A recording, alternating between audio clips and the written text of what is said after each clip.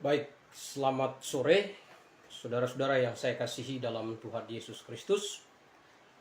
Sore hari ini saya Gembala dan Siswat akan memulai pelajaran soteriologi kita, dan ini adalah bagian pertama dari program pelajaran kelas live streaming soteriologi. Nah, hari ini adalah kesempatan pertama dan saya beri informasi kepada saudara-saudara. Bagi saudara-saudara yang tertarik dan ingin bertanya, silahkan bertanya di kolom komentar. Nah, saya selama pembahasan disampaikan, kalau ada hal yang ingin ditanyakan, silahkan ditanyakan. Nanti kita akan ambil waktu untuk menjawab pertanyaan sesudah materi disampaikan. Baik, sebelum kita memulai kelas soteriologi kita, mari kita tundukkan kepala, kita memohon pimpinan dan pertolongan dari Tuhan. Mari kita berdoa. Bapa di sorga, kami mengucap syukur kepada Tuhan, kasih kemurahan yang kami nikmati di dalam hidup kami, atas kebesaran dan kebaikan-Mu dalam hidup kami. Kami mengucap syukur, dan sore hari ini kami akan menggunakan waktu kami untuk mempelajari kebenaran firman-Mu. Kami belajar tentang soteriologi. Kami mohon hikmat yang daripada-Mu, hamba yang menyampaikan, juga saudara-saudara yang mengikuti program live streaming ini. Tuhan, Engkau berikan pencerahan dan menolong agar di dalam pembelajaran ini, baik hamba yang menyampaikan maupun yang mendengarkan, biarlah kami saling berbagi, menguatkan di dalam iman dan kebenaran firman-Mu Tuhan. Ini doa harapan kami, di dalam nama Tuhan Yesus, Juru Selamat kami yang hidup, kami berdoa, kami mengucap syukur kepada-Mu Tuhan. Amin. Saudara-saudara yang saya kasihi dalam Tuhan, belajar soteriologi. Apa itu soteriologi? Itu nomor satu dulu. Ya, soteriologi dari dua kata bahasa Yunani, soter dan logi dari logos. Jadi soteriologi, soter itu penyelamat, ya, soteria yaitu keselamatan. Jadi soteriologi berarti kita belajar tentang logi itu ilmu, berarti ilmu mengenai keselamatan. Nah, itu soteriologi. Nah, konsep keselamatan soteriologi yang akan kita bahas pada sore hari ini untuk Kupang ini waktu Indonesia Tengah, ini jam 5. Ya, Bu. jam 4 bukan jam 5 ya. Kita akan belajar selama 1 jam. Mulai dari jam 4 sampai jam 5 ya, soteriologi. Nah, kalau kita berbicara konteks keselamatan dari sudut pandang Alkitab, ya, nomor satu, dasar kita mempelajari pelajaran soteriologi itu dasarnya adalah Alkitab. Jadi 39 kitab perjanjian lama dan 27 kitab perjanjian baru ya adalah patokan yang akan kita pakai sebagai fondasi untuk mempelajari soteriologi. Jadi soteriologi, keselamatan, tadi kita sudah melihat definisi awal. Soteriologi kita belajar tentang doktrin keselamatan, doktrin atau ajaran keselamatan. Jadi kita belajar tentang doktrin atau ajaran keselamatan, soteriologi. Nah, saudara-saudara yang saya kasih dalam Tuhan Yesus Kristus, ketika kita berbicara tentang soteriologi atau doktrin keselamatan, maka konteks yang kita maksudkan adalah konteks yang berhubungan dengan iman. Konteks yang berhubungan dengan iman. Jadi, keselamatan yang berhubungan dengan iman, konteksnya adalah keselamatan yang berhubungan dengan kekekalan manusia. Jadi konteksnya berhubungan dengan iman. Nah, ketika kita berbicara tentang keselamatan yang hubungannya konteksnya adalah berhubungan konteksnya iman, maka kita harus melihat bahwa keselamatan ya, pusat dari pembelajaran kita terpusat ya, karena para filsuf melihat pusatnya itu terpusat pada diri manusia ya, jadi antroposentris. Jadi manusia menilai, berupaya untuk menilai dan mendefinisikan jalan keselamatan menurut pemikiran dan pandangan masing-masing. Nah, kalau pusatnya manusia, maka kebenaran itu diukur dari tiap-tiap pengalaman atau tiap-tiap perasaan manusia. Itu kalau pusatnya manusia. Ya, antroposentris. Nah, para filsuf dan ateis dan segala macam berposisi pada posisi ini. Jadi mereka menitik beratkan keselamatan itu pusatnya adalah manusia. Jadi sumber keselamatan, selamat dan tidak selamatnya seseorang itu tergantung kepada bagaimana orang tersebut mendefinisikan keselamatan di dalam pemikirannya dan di dalam pengalaman yang ia lalui. Ya, nah, tapi bagaimana dengan apa yang diyakini oleh kekristenan? Nah, kekristenan kalau kita lihat ternyata keselamatan ya, pusatnya bukan pada manusia, tetapi pusatnya itu pada ya terpusat pada Allah. Artinya kalau kita lihat di dalam Yohanes 3 ayat 16 dikatakan, karena begitu besar kasih Allah akan dunia ini, sehingga ia mengaruniakan anaknya yang tunggal, supaya setiap orang yang percaya kepadanya tidak binasa, melainkan beroleh hidup yang kekal. Jadi kalau kita lihat ya, pusat keselamatan di dalam menurut Alkitab itu dari atas turun ke bawah.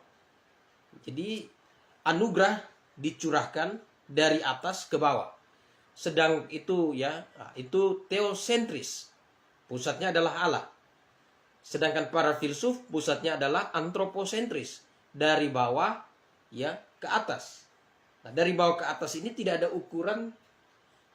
ukuran yang pasti, karena tiap-tiap orang dapat mendefinisikannya. Nah, ketika berbicara tentang ukurannya dari bawah, maka ya seringkali orang menggunakan falsafah banyak jalan menuju Roma, banyak jalan juga menuju surga. Artinya tiap-tiap. Kemudian sedangkan kalau pusatnya adalah Allah, ya teosentris, maka manusia yang dari bawah lihat ke atas. Artinya manusia melihat anugerah Allah.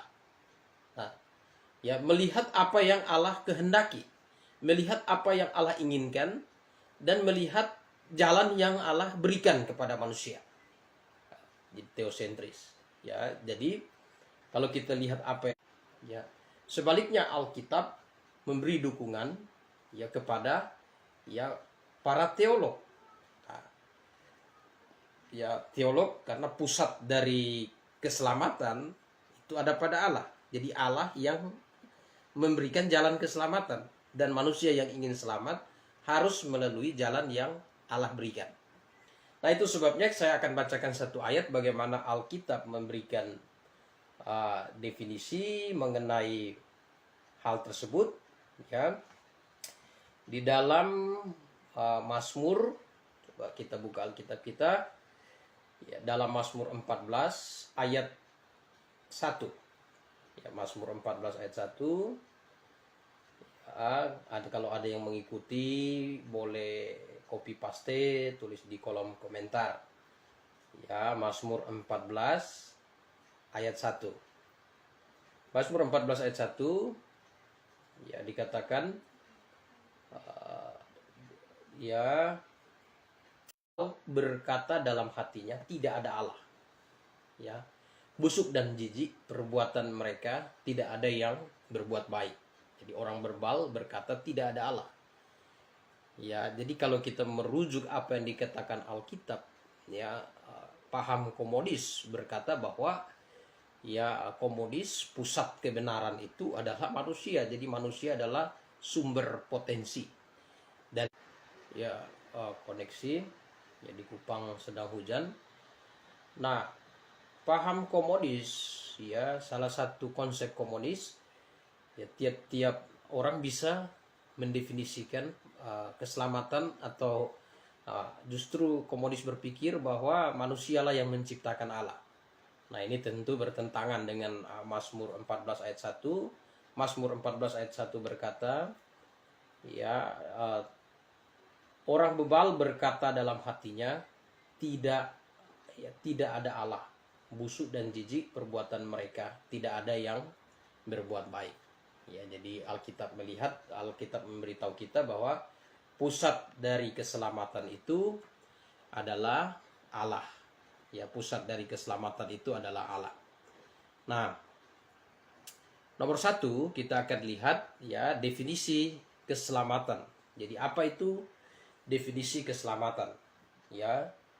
Nah, selamat artinya terhindar ya, selamat artinya terhindar, terlepas dari malapetaka atau hukuman ya. Jadi selamat artinya terhindar, terlepas dari malapetaka atau hukuman ya. Dalam konteks iman ya, selamat artinya terhindar atau terlepas dari malapetaka atau hukuman api neraka. Nah, dalam konteks iman ya, jadi soteriologi, ketika kita berbicara dalam konteks iman, maka itu berbicara tentang diselamatkan dari hukuman atau terhindar atau terlepas ya dari malapetaka atau hukuman di dalam neraka ya. Nah, itu jadi kita lihat di sini. Nah, saudara-saudara yang saya kasihi dalam Tuhan, yaitu selamat. Nah, coba kita lihat di dalam Roma ya, Roma pasal 5 Markus, coba kita buka ya, Markus pasal yang ke-9. Kita bisa lihat Alkitab kita, Markus pasal 9 ayat yang ke-45 ya. Kita lihat ya, ayat 40, kita baca ya ayat 40, mulai dari ayat 42. Barang siapa menyesatkan salah satu dari anak-anak kecil yang percaya ini, lebih baik baginya jika sebuah batu kilangan diikat pada lehernya lalu dibuang ke dalam laut. Dan jika tanganmu menyesatkan engkau, penggalah. Karena lebih baik engkau masuk ke dalam hidup dengan tangan kudung, daripada dengan utuh kedua tanganmu dibuang ke dalam neraka, ke dalam api yang tak terpadamkan. Ya, di tempat itu ulat tidak akan mati dan api tidak akan padam. Dan jika kakimu menyesatkan engkau, penggalah, karena lebih baik engkau masuk ke dalam hidup dengan timpang daripada dengan utuh kedua kakimu dicampakkan ke dalam neraka. Ya, di tempat itu ulat tidak akan mati dan apinya tidak akan padam. Ya, dan jika matamu menyesatkan engkau, cungkilah, karena lebih baik engkau masuk ke dalam kerajaan Allah dengan bermata satu daripada dengan bermata dua dicampakkan ke dalam neraka. Ya, di mana ulat-ulat bangkai tidak mati, api tidak padam, karena setiap orang ya digarami dengan api. Nah, ini neraka. Ya, jadi ketika kita berbicara tentang keselamatan dalam konteks iman, maka berhubungan dengan ya terhindar atau terlepas dari malapetaka atau hukuman di dalam neraka. Ya, di dalam neraka. Nah, Alkitab berkata neraka ada. Ya, neraka ada, dan orang yang ingin terhindar, terlepas dari neraka, orang tersebut harus memiliki keselamatan. Ya, keselamatan. Nah, apa yang dikatakan Alkitab mengenai keselamatan? Ya, apa yang dikatakan Alkitab mengenai keselamatan? Bagaimana manusia dapat diselamatkan? Ya, bagaimana manusia dapat diselamatkan? Apa yang dikatakan Alkitab mengenai keselamatan? Ya, nah Alkitab berkata keselamatan, kita lihat Alkitab ya di dalam Yohanes 14 ayat 6, dan kebenaran dan hidup, tidak ada seorang pun yang datang kepada Bapa kalau tidak melalui aku. Ya, jadi Alkitab katakan Yesus sendiri, akulah jalan dan kebenaran dan hidup, tidak ada seorang pun yang datang kepada Bapa kalau tidak melalui aku. Jadi Bapa di sorga. Jadi Alkitab berkata keselamatan hanya ada di dalam Yesus Kristus. Ya, jadi orang yang mau diselamatkan, dia harus ada di dalam Yesus Kristus. Ya, Kisah Para Rasul pasal yang ke 4. Coba kita lihat Kisah Rasul pasal 4 ayat yang ke-12 dikatakan, dan keselamatan tidak ada di dalam siapapun juga selain di dalam Dia, sebab di bawah kolong langit ini tidak ada nama lain yang diberikan kepada manusia yang olehnya kita diselamatkan. Jadi Alkitab berkata bahwa keselamatan hanya ada di dalam Yesus Kristus. Ya, Alkitab berkata. Nah, kalau kita lihat kembali ke Mazmur 14 ayat 1, orang bodoh berkata dalam hatinya tidak ada Allah. Ya, orang bodoh berkata dalam hatinya tidak ada Allah. Dan orang bodoh, kalau kita lihat dalam ukuran Alkitab, adalah orang yang berupaya mendefinisikan Allah dengan pemikirannya, dengan pikiran, dengan pengalaman, dan dengan perasaan. Jadi mengukur keberadaan Allah dari apa yang dia pikirkan, dari apa yang dia rasakan, dari apa yang dia alami. Ya, jadi kalau dia merasa ini diberkati, kalau dia merasa dijawab doanya, itulah Allah ada, Allah bersama dengan dia. Nah, ini salah. Sedangkan Alkitab berkata bahwa pusat dari keselamatan itu ada ya di dalam Yesus, dan Allah yang menganugerahkan. Berarti pusatnya itu ada pada Allah. Jadi kita tidak perlu memikirkan, kita tidak perlu mendefinisikan, dan kita tidak perlu mendefinisikan lewat perasaan, pengalaman, dan pikiran kita tentang keberadaan Allah. Kita tidak perlu, hanya yang diperlukan dari kita ialah kita perlu memahami, perlu memahami apa yang sudah Allah nyatakan tentang dirinya. Yaitu. Jadi kita hanya perlu memahami apa yang sudah Allah nyatakan tentang dirinya lewat wahyunya. Yaitu wahyunya di dalam tentu di dalam Alkitab. Jadi Allah menyatakan dirinya kepada manusia, memperkenalkan dirinya kepada manusia dan Allah memperkenalkan diri kepada manusia melalui Alkitab, dan lewat Alkitab manusia mengenal Allah. Jadi ini perbedaan yang harus dipahami, bahwa kalau dia teosentris berarti dia berupaya untuk menghadirkan Allah lewat kesimpulan pikirannya, lewat perasaan, dan lewat pengalamannya. Jadi kalau demikian, tiap-tiap orang mendefinisikan Allah ya pencipta menurut apa yang dia simpulkan. Nah, ini tidak benar. Ya, ini tidak benar, karena ketika orang berpikir punya kesimpulan yang seperti ini, maka itulah yang dipikirkan oleh komunis. Komunis berkata bahwa yang menciptakan Allah adalah manusia. Jadi ketika manusia berpikir ada Allah, manusia ciptakan Allah. Dan ketika manusia berpikir tidak ada Allah, berarti Allah pun tidak ada. Ya. Nah, sedangkan di dalam kekristenan kita melihat bahwa ya Allah, ya manusia hanya perlu memahami Allah melalui penyingkapan yang dia berikan ya lewat wahyunya, yaitu lewat Alkitab. Ya lewat Alkitab. Ya lewat Alkitab Allah menyatakan dirinya. Jadi yang diperlukan dari manusia ialah manusia perlu memahami Allah dari penyataan di dalam wahyunya di dalam Alkitab. Ya, nah, ketika manusia salah memahami tentang Allah, maka ya, hasil akhirnya kita lihat ada dua ayat yang menarik di dalam Alkitab. Kita perhatikan dua ayat yang menarik di dalam Alkitab. Ya, kita bisa lihat dalam Roma pasal 10. Ya, Roma pasal 10 ayat 1 sampai 3 dikatakan, "Saudara-saudara, keinginan hatiku dan doaku kepada Tuhan ialah supaya mereka diselamatkan. Ya, sebab aku dapat memberi kesaksian tentang mereka bahwa mereka sungguh-sungguh giat untuk Allah, tetapi tanpa pengertian yang benar.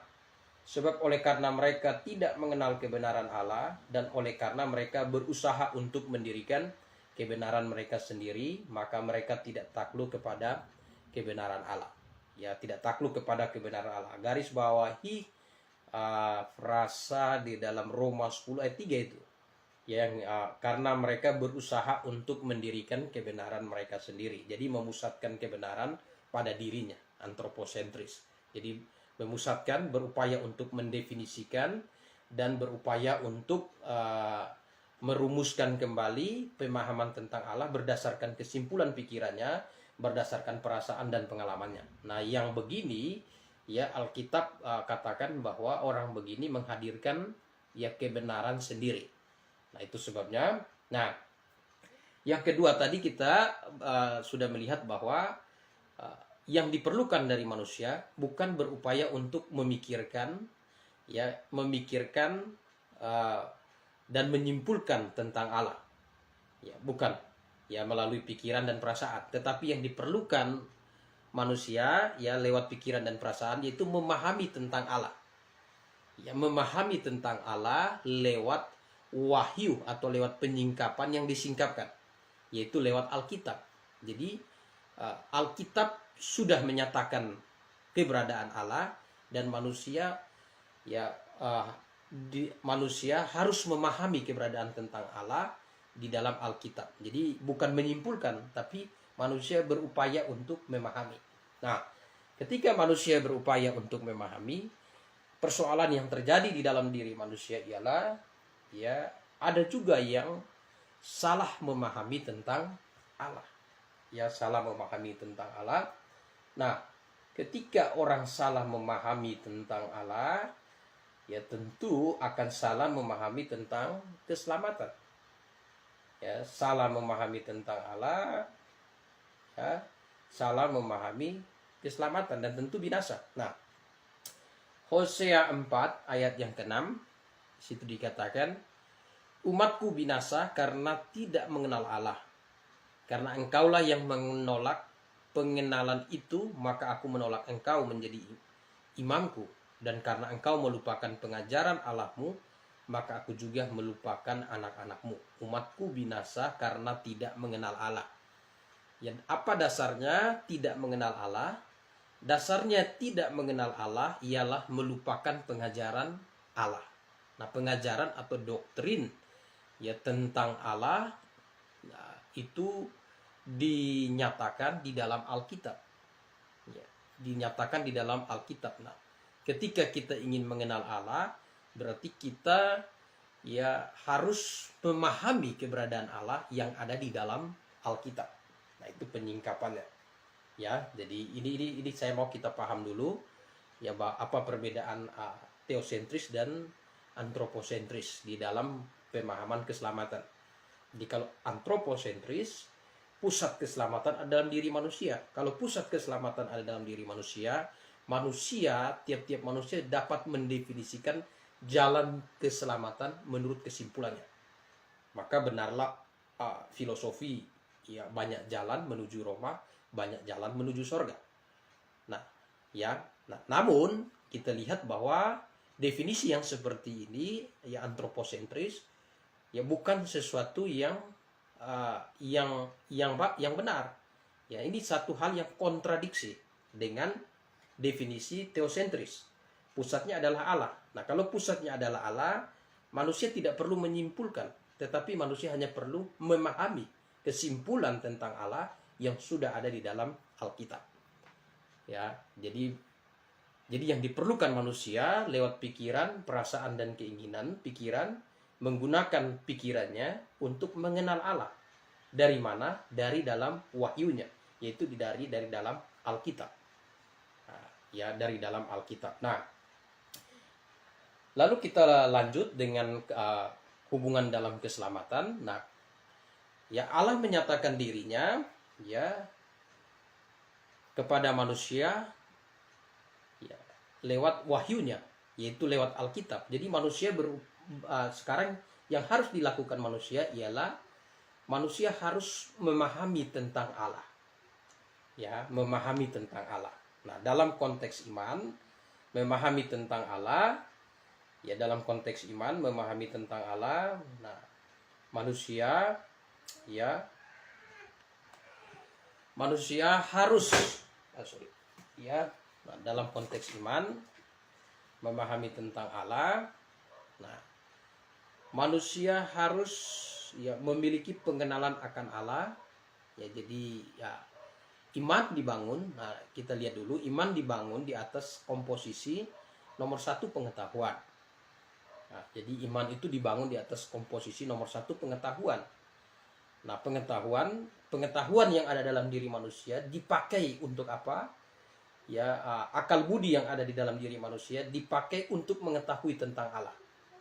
Nah, mengetahui tentang Allah, ya, memahami tentang Allah dari apa yang sudah disampaikan oleh Alkitab.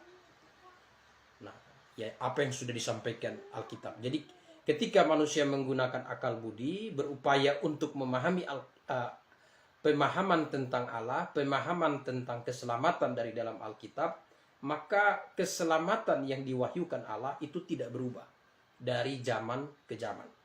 Ya, karena ada satu standar atau satu objek yang dipakai sebagai ukuran kebenaran. Nah, ini yang disebut dengan kebenaran objektif.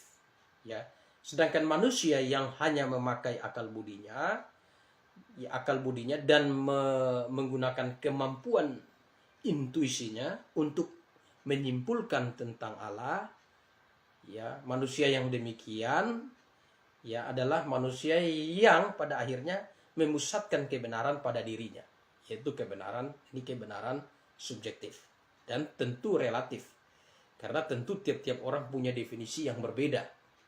Nah, itu sebabnya Tuhan, ini pengetahuan, jadi iman ini dibangun pengetahuan. Itu sebabnya orang beriman, orang percaya, juga orang Kristen ya punya iman, para ateis dan filsuf punya iman.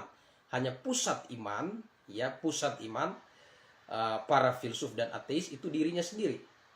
Sedangkan pusat iman ya dari orang beriman, pusatnya itu adalah Allah. Ya, pusatnya adalah Allah, dan Allah menyatakan diri lewat wahyunya, itu Alkitab. Jadi mau memahami tentang Allah, ya manusia gunakan pengetahuannya, ya mempelajari tentang Allah yang ada di dalam Alkitab. Nah ini jadi iman ini ya, struktur iman. Jadi iman dibangun di atas pengetahuan, komposisi ya, pengetahuan, kemudian perasaan dan kehendak ya. Nah ketika iman itu tidak dibangun di atas pengetahuan ya, nah Alkitab berkata ya, ketika pengetahuan itu tidak disertai dengan tindakan, Alkitab berkata iman tanpa perbuatan hakikatnya mati. Nah, ini ya, hakikatnya mati. Nah kemudian kita lihat lagi ketika tindakan tidak disertai dengan pengetahuan. Nah Roma katakan tadi, giat untuk Tuhan tanpa pengertian yang benar. Jadi pengetahuan yang dimiliki manusia untuk manusia yang betul-betul ingin memahami Allah, dia harus menggunakan pengetahuannya, kemampuan berpikirnya, ya memahami Allah dari Alkitab. Nah, itu. Jadi kalau dari Alkitab, maka pengenalan akan Allah tidak berubah dari masa ke masa. Nah, kalau pusatnya manusia, pengenalan akan Allah dari masa ke masa itu berubah. Nah, itu ya, itu perbedaannya. Jadi komposisi iman, pengetahuan, perasaan, dan kehendak. Nah, ya, jadi ketika kita ingin memahami tentang soteriologi, memahami tentang keselamatan dalam konteks iman, maka kita menggunakan pengetahuan ya, menggunakan pengenalan, perasaan dan kehendak kita mengenal Allah yang dinyatakan di dalam Alkitab. Ya, itu namanya kebenaran yang objektif. Ya. Dan pengenalan akan Allah di dalam Alkitab, Allah menyatakan kepada manusia bahwa jalan keselamatan itu bukan dari manusia kepada Allah, tetapi dari Allah kepada manusia. Karena dari Allah kepada manusia, maka itu anugerah. Sedangkan dari manusia kepada Allah, itu usaha. Nah, ya, itu usaha. Makanya kita lihat Alkitab berkata, keselamatan itu anugerah. Karena dari Allah kepada manusia, dari atas ke bawah. Ya, sedangkan kalau dari bawah ke atas itu usaha, berusaha. Nah, ya, berusaha. Nah, yang berusaha tidak akan sampai kata Alkitab. Karena keselamatan yang Allah nyatakan kepada manusia itu anugerah. Ya, nah coba kita lihat dasar firman Tuhan dalam Efesus pasal 2 ayat 8 dan 9. Ya, Efesus pasal 2. Ya, kalau ada yang mau bertanya silakan. Waktu kita tinggal 20 menit lagi. Waktu kita tinggal 20 menit, silakan yang mau bertanya, tanya di kolom komentar. Ya, Efesus 2 ayat 8 dan 9. Sebab karena kasih karunia kamu diselamatkan oleh iman, itu bukan hasil usahamu, tetapi pemberian Allah. Ya, jadi pemberian Allah. Nah, kita lihat teosentris, bukan antroposentris. Kalau antroposentris, ya itu usaha dari bawah ke atas. Sedangkan kalau teosentris, dari atas ke bawah. Kalau dari atas ke bawah, itu anugerah. Sedangkan kalau dari bawah ke atas, itu usaha. Ya, itu usaha. Alkitab berkata, yang usaha, ya segala usaha yang dilakukan manusia untuk datang kepada Allah, tanpa anugerah Allah, manusia tidak akan sampai kepada Allah. Ya, tanpa anugerah dari Allah. Nah, ya, jadi dikatakan situ. Tentu Paulus menulis ini, firman Tuhan yang ditulis ini ditulis untuk orang-orang percaya, dan waktu itu orang-orang percaya belum memahami konsep tentang doktrin Calvinis dan Arminian ya, belum kenal. Nah, kalau kita lihat yang Alkitab katakan di sini, nah ini berbicara tentang kedaulatan Allah. Jadi dari atas ke bawah itu anugerah. Ya, dari atas ke bawah, dan sebab karena kasih karunia diselamatkan oleh iman. Jadi ada anugerah dari atas ke bawah, yang dari bawahnya menerima anugerah itu melalui iman. Ya, melalui iman. Nah, inilah hubungan antara doktrin ya, kedaulatan Allah dan tanggung jawab manusia. Ya. Sovereignty of God and responsibility of man. Jadi ini. Ya, jadi Allah berdaulat, manusia bertanggung jawab. Nah, bagaimana kita bisa bagaimana kita bisa memahami ini? Ya, gambaran ini paradoks. Apa yang dimaksud paradoks? Karena sepertinya sebuah hukum yang bertentangan, tetapi sebenarnya itu adalah satu kesatuan yang tak dapat dipisahkan. Itu paradoks. Ya, nah, diumpamakan seperti koin dengan dua sisi. Ya, koin dengan dua sisi. Ya, ketika koin ya kita lihat dari sisi sebelah, kita hanya fokus pada sisi sebelah, maka kita tidak lihat sisi yang di belakang ini. Tapi kalau koin itu hanya nilainya hanya dilihat dari sisi depan tanpa dilihat dari sisi belakang, maka koin itu tidak ada nilainya. Karena koin itu bernilai ketika di depannya juga punya dilihat dari depan dan dari belakang, itu punya nilai. Kalau hanya lihat dari depan, misal kita punya satu koin ya 1.000 rupiah, lalu hanya ada gambar di depan, belakangnya tidak ada, lalu kita pergi belanja, tidak ada nilainya. Jadi disebut kesatuan ketika di depan dan belakang itu ada gambarnya. Ya, jadi itu. Tetapi ketika kita lihat dari depan, kita tidak bisa lihat di belakang. Dan ketika kita lihat di belakang, kita tidak bisa lihat di depan. Tapi itu satu kesatuan. Nah, itulah hubungan antara kedaulatan Allah, sovereignty of God, dengan tanggung jawab manusia, ya, responsibility of man, dalam hubungan dengan soteriologi, ya, dalam hubungan dengan soteriologi, ya. Namun iman itu bukan usaha, iman itu bukan perbuatan. Nah, ini harus diperhatikan. Kalau perbuatan itu usaha, iman itu ya bukan perbuatan. Makanya dalam Yakobus itu digambarkan iman tanpa perbuatan. Berarti iman itu berbeda dengan perbuatan. Nah, iman itu keyakinan, ya, keyakinan yang mendorong orang untuk bertindak. Nah, ketika tindakan itu perbuatan, ya. Jadi anugerah dicurahkan dari atas, ya, kemudian di bawah menerima dengan iman. Jadi inilah ini kedaulatan Allah, dan dari bawah menerima dengan iman, ini tanggung jawab manusia. Nah, ini ya. Jadi kita lihat soteriologi. Pusatnya ada pada Allah, dari atas ke bawah, bukan dari bawah ke atas, ya. Nah, dikatakan di situ tetap, ya, itu bukan hasil usahamu, ya, itu bukan hasil usahamu, tetapi pemberian Allah. Nah, ya, jadi ini ya, itu bukan hasil usahamu, tetapi pemberian Allah. Ya, jadi itu. Nah, ini menarik ya kalau kita lihat doktrin soteriologi ini. Nah, komposisi iman sudah kita pahami. Nah, ketika orang menggunakan komposisi iman, dia mengenal dengan cara yang salah, ya binasa. Tadi kan Hosea 4 ayat 6 katakan, umatku binasa karena, ya, coba kita lihat tadi kata Hosea apa? Hosea pasal 4 ayat 6. Hosea 4 ayat 6 yang dikatakan, umatku binasa karena tidak mengenal Allah. Tidak mengenal, berarti pengenalan yang digunakan salah mengenal.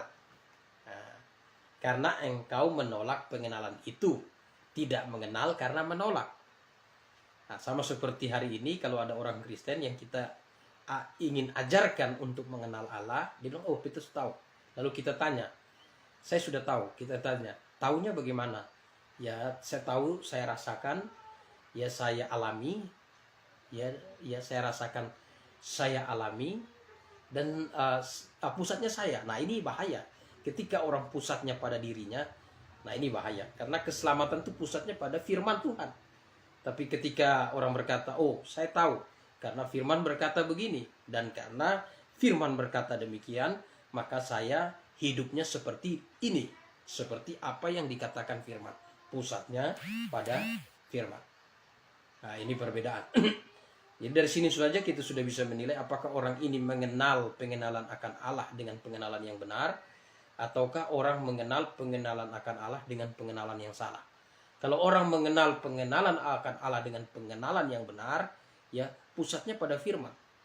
Ya. Tapi kalau dia mengenal pengenalan akan Allah dengan pengenalan yang salah, maka pusatnya adalah dirinya. Kalau dia salah. pusatnya dirinya. Kita tanya, bagaimana, sudah kenal Allah, sudah diselamatkan? Ya, saya rasa saya sudah diselamatkan. Ya, saya rasa saya sudah diselamatkan. Saya seperti mengalami keselamatan. Nah, ya. Lalu kita tanya, bagaimana mengalami? Ya, perasaannya seperti saya menangis, saya ini macam-macam. Berarti ini memiliki pengenalan akan Allah yang salah, memiliki pengenalan akan keselamatan yang salah. Maka Alkitab bilang dampaknya binasa. Ya, dampaknya binasa. Nah, itu ya. Nah, sedangkan yang betul-betul memiliki pengenalan yang benar, ya dia punya satu konteks yang jelas. Saya bagaimana ditanya, sudah mengenal Allah? Sudah. Bagaimana mengenal Allah? Ya, Alkitab berkata, ya, Alkitab berkata, misalnya sampai hari ini doktrin tentang Tritunggal, banyak orang mendefinisikan ada kelompok Sabellianisme, ada Unitarian, dan berbagai macam kelompok yang muncul, ya berupaya untuk definisikan dan tidak berupaya untuk memahami Allah dari apa yang Alkitab nyatakan. Nah, dari Alkitab nyatakan jelas, kita sudah lihat Tritunggal kan, ya, kita lihat Alkitab dari Kejadian sampai Wahyu, kita lihat di situ ya ada satu pribadi yang disebut Allah, yang juga disebut Bapa. Nah, kita lihat dari kitab Kejadian sampai Wahyu, ada satu pribadi yang disebut Anak, Firman, yang juga disebut Allah. Ya, dan kita baca dari kitab Kejadian sampai Wahyu, kita dapatkan ada satu pribadi yang disebut Roh Kudus dan juga disebut Allah. Jadi 3 pribadi. Lalu kita baca di dalam Alkitab, Yohanes pasal 4 ayat yang ke-24, ia katakan Allah itu roh. Ya, Allah itu roh, dan 1 Timotius katakan Allah yang roh itu adalah Allah yang esa. Nah, jadi 3 pribadi dalam satu kesatuan. Nah, dalam 1 Yohanes 5 ayat 7 dan 8, ya, ketiganya di dalam satu. Ketiga pribadi di dalam satu. Ya, Bapa, Putra, dan Roh Kudus, 3-nya dalam satu. Nah, itu Allah yang esa. Nah, ini ya memahami, bukan kita berupaya untuk definisikan sendiri. Nah, itu contoh. Itu salah satu contoh. Nah, ketika kita bicara tentang keselamatan juga demikian. Ketika orang yang mengerti betul-betul, kita tanya, sudah selamat? Sudah. Mengapa yakin selamat? Nah, karena ya Alkitab berbicara Yesus telah mati di atas kayu salib untuk menyelesaikan dosa. Barang siapa percaya kepada Yesus, dosanya diampuni. Dan saya sudah percaya kepada Yesus. Nah, ini misal contoh-contoh ya, contoh-contoh mengenai orang-orang yang mengerti, ya, yang mengenal dan yang tidak mengenal. Ya, jadi dalam konteks hubungan dengan soteriologi. Nah, tadi kita baca ya, ketika bicara soteriologi tentu kita bicara tentang konteks iman, dan ketika bicara tentang iman berarti bicara tentang terlepas atau terhindar dari api neraka. Ya, nah ini lalu kita lihat ya, siapa yang perlu diselamatkan? Jika orang tanya, siapa yang perlu diselamatkan? Nah, karena ada yang bilang, oh yang diselamatkan hanya yang sudah ditentukan sebelum dunia dijadikan. Ditentukan, dipilih sebelum dunia dijadikan. Nah, ya. Nah, kita lihat apa yang Alkitab katakan. Siapa yang perlu diselamatkan? Coba kita lihat dalam 1 Timotius ya, pasal 1 ayat 15. 1 Timotius pasal 1 ayat 15. Ya, dikatakan 1 Timotius 1:15, perkataan ini benar dan patut diterima sepenuhnya. Kristus Yesus datang ke dunia untuk menyelamatkan orang berdosa. Ya, jadi garis bawahi, menyelamatkan orang berdosa. Jadi Kristus Yesus datang ke dunia untuk menyelamatkan orang berdosa. Ya, di sini tidak dikatakan Kristus Yesus datang ke dunia untuk menyelamatkan orang yang dipredestinasikan. Di sini tidak dikatakan Kristus Yesus datang ke dunia. Kalau saya tanya saudara, pasti ada ya, rata-rata ya pada umumnya pasti bilang saya orang berdosa. Saudara tanya saya, saudara orang berdosa? Ya, saudara orang berdosa? Nah, ya. Nah, Untuk memahami siapakah orang berdosa, ya coba kita lihat Roma pasal 3 ya ayat 23. Coba kita lihat Roma 3 ayat 23, dikatakan karena semua orang telah berbuat dosa. Jadi Alkitab katakan semua orang. Jadi Kristus Yesus datang ke dunia menyelamatkan orang berdosa. Berarti kalau semua orang berdosa, Kristus Yesus datang ke dunia menyelamatkan semua orang. Nah, ya.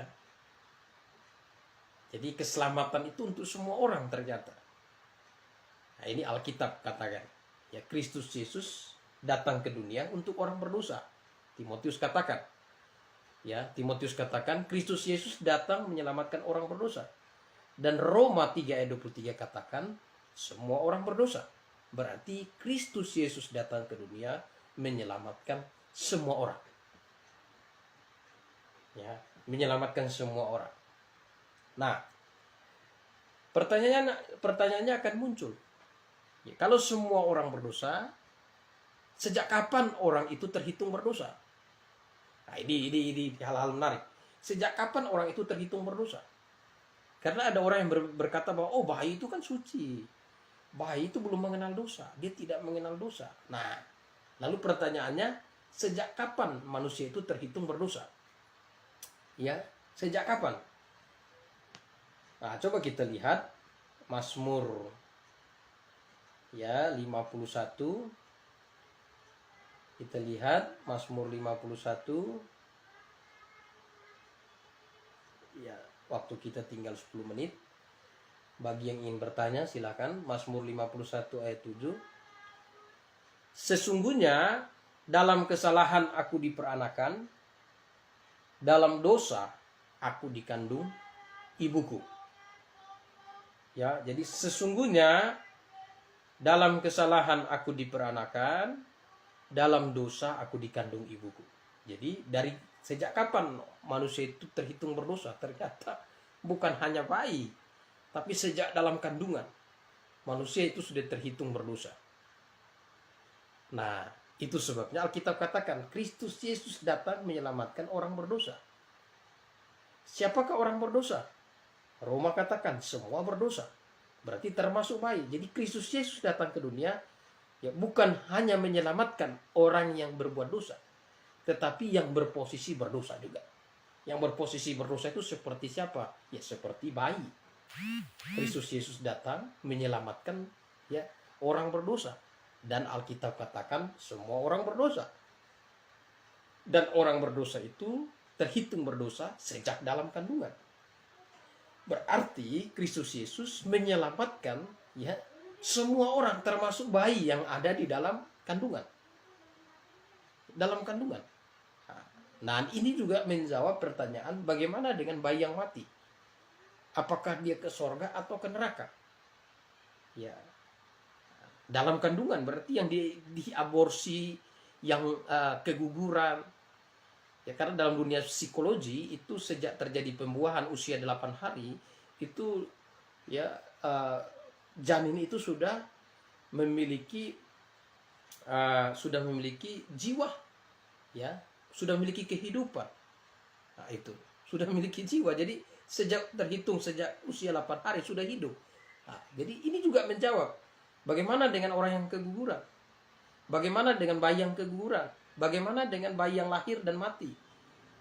Di sorga atau di neraka? Nah, kalau konteks yang kita lihat di dalam pelajaran soteriologi kita, maka kita jelas bahwa Kristus Yesus datang menyelamatkan orang berdosa. Bayi termasuk di dalamnya.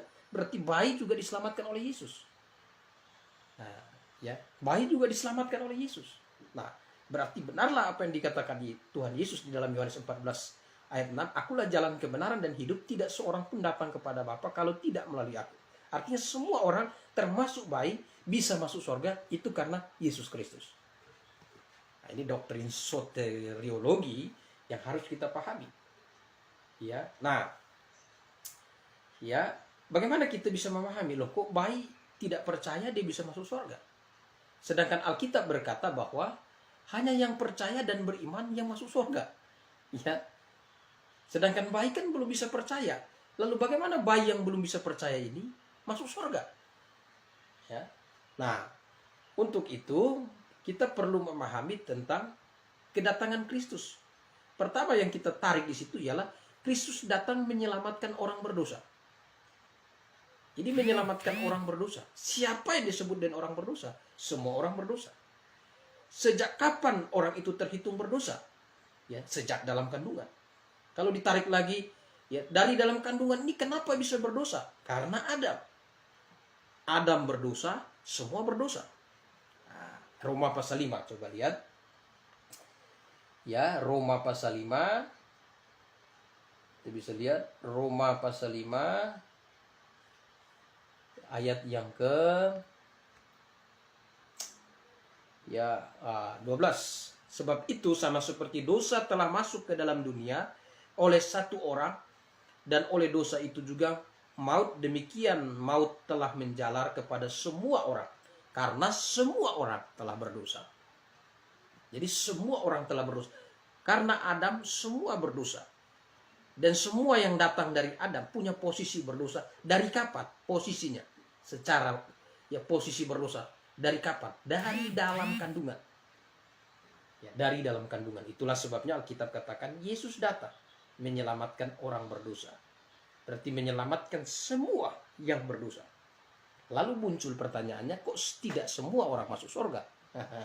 Ya, kok tidak semua orang masuk surga?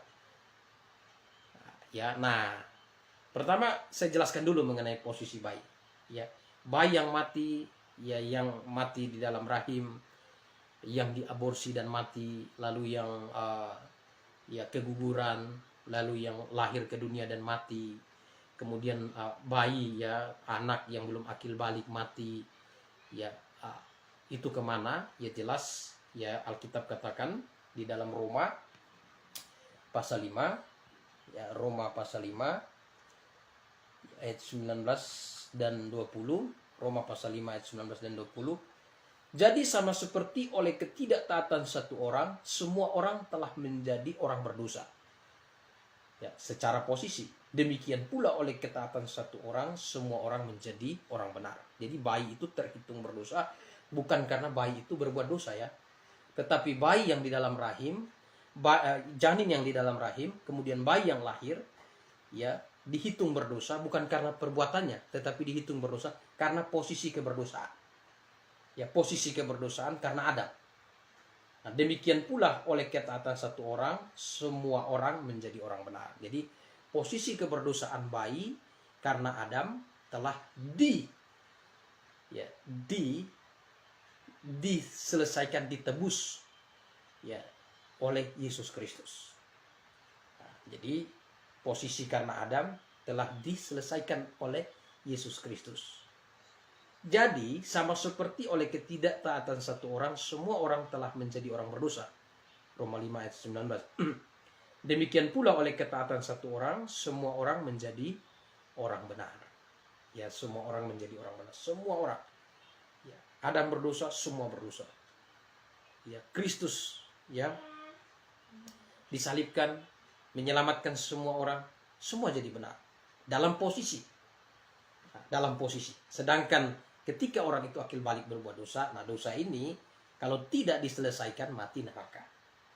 Ya, dalam posisi sudah beres. Ya, jadi dalam posisi sudah beres. Jadi siapapun yang mati dalam posisi, bukan karena berbuat dosa.